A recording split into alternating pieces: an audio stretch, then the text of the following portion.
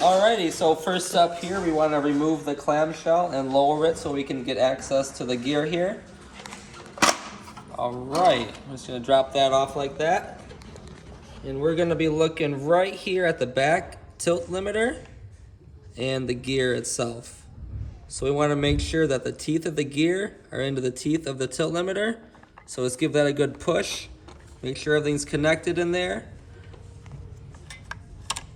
And you can try and pull down on that to see if everything turns. If that doesn't work, by just giving it a little jiggle, you can go ahead and remove this C-clip right here and get a little better view of what's going on. So it's a flathead screwdriver.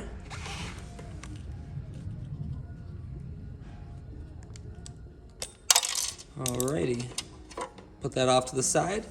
Alright, we're just going to remove that gear itself and take a look at the teeth right here.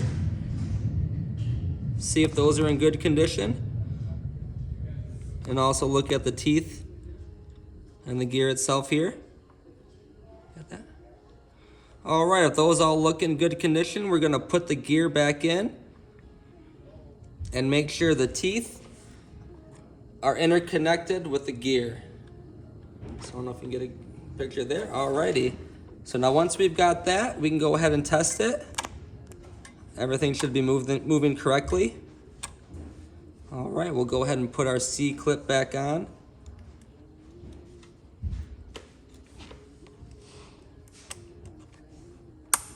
Alrighty, now we can step back and test our paddle. So when we pull up and down on the lever, this is the action we want to see. We want to see that tilt limiter moving up and down.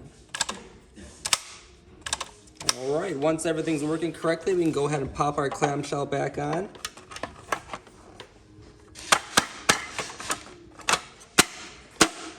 All righty, and we're all set.